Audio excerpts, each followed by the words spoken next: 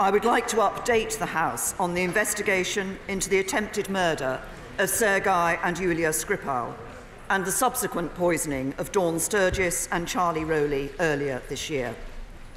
This was a sickening and despicable act in which a devastatingly toxic nerve agent known as Novichok was used to attack our country. It left 4 people fighting for their lives and 1 innocent woman dead. And I know the thoughts of the whole House will be with the family of Dawn Sturgis in particular, following their tragic loss. In March, I set out for the House why the government concluded that the Russian state was culpable for the attempted murder of Mr. Skripal and his daughter. I also said that while we all share a sense of impatience to bring those responsible to justice, as a nation that believes in the rule of law, we would give the police the space and time to carry out their investigation properly.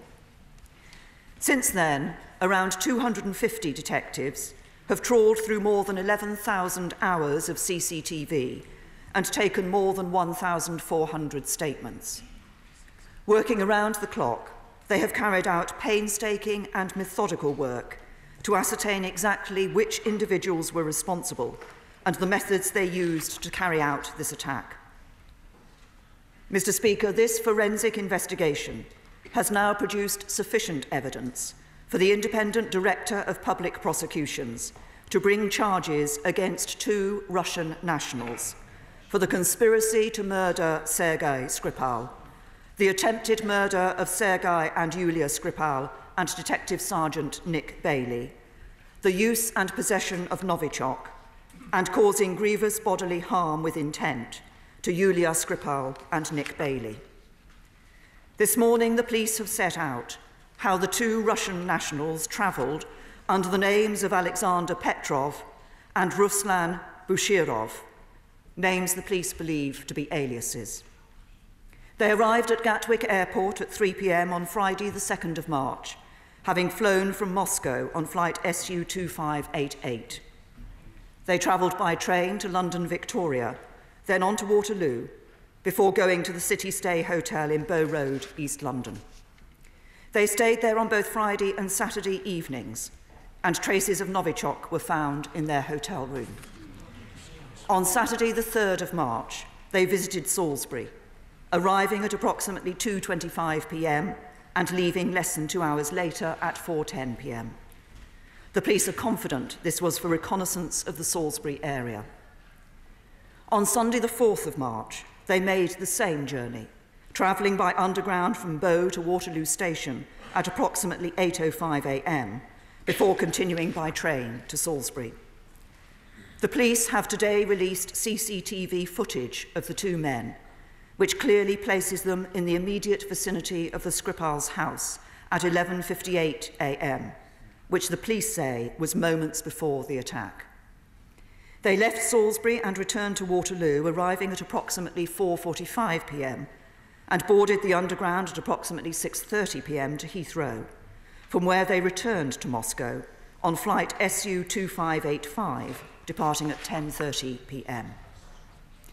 Mr. Speaker, this hard evidence has enabled the Independent Crown Prosecution Service to conclude they have a sufficient basis on which to bring charges against these 2 men for the attack in Salisbury. The same 2 men are now also the prime suspects in the case of Dawn Sturgis and Charlie Rowley too. There is no other line of inquiry beyond this. And the police today have formally linked the attack on the Skripals and the events in Amesbury, such that it now forms one investigation.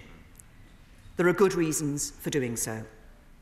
Our own analysis, together with yesterday's report from the Organisation for the Prohibition of Chemical Weapons, has confirmed that the exact same chemical nerve agent was used in both cases.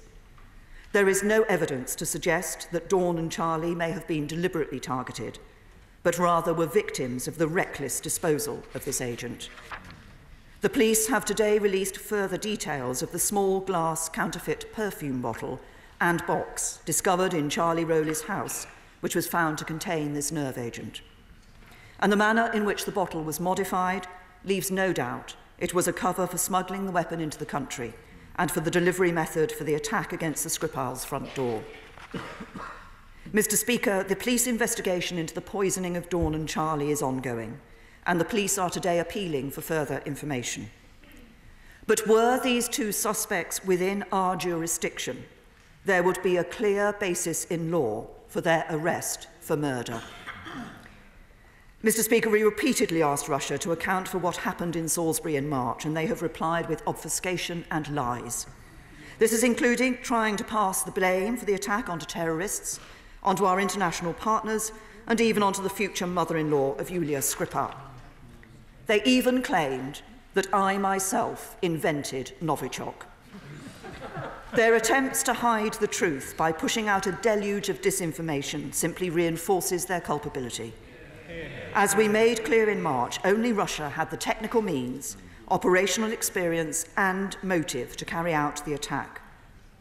Novichok nerve agents were developed by the Soviet Union in the 1980s under a program codenamed Foliant. Within the past decade, Russia has produced and stockpiled small quantities of these agents, long after it signed the Chemical Weapons Convention. And during the 2000s, Russia commenced a program to test means of delivering nerve agents, including by application to door handles. We were right to say in March that the Russian state was responsible. And now we have identified the individuals involved, we can go even further. Mr. Speaker, just as the police investigation has enabled the CPS to bring charges against the two suspects, so the security and intelligence agencies have carried out their own investigations into the organisation behind this attack. Based on this work, I can today tell the House that based on a body of intelligence, the government has concluded that the two individuals named by the police and CPS are officers from the Russian Military Intelligence Service, also known as the GRU.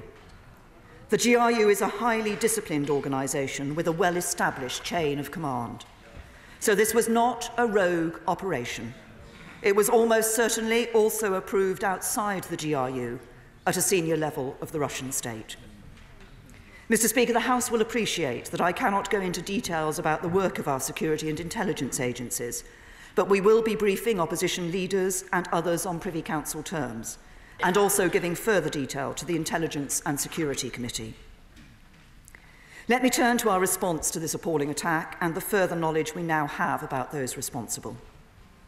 First, with respect to the two individuals, as the Crown Prosecution Service and police announced earlier today, we have obtained a European arrest warrant and will shortly issue an Interpol red notice. Of course, Russia has repeatedly refused to allow its nationals to stand trial overseas, citing a bar on extradition in its constitution. So as we found following the murder of Alexander Litvinenko, any formal extradition request in this case would be futile. But should either of these individuals ever again travel outside Russia, we will take every possible step to detain them, to extradite them, and to bring them to face justice here in the United Kingdom.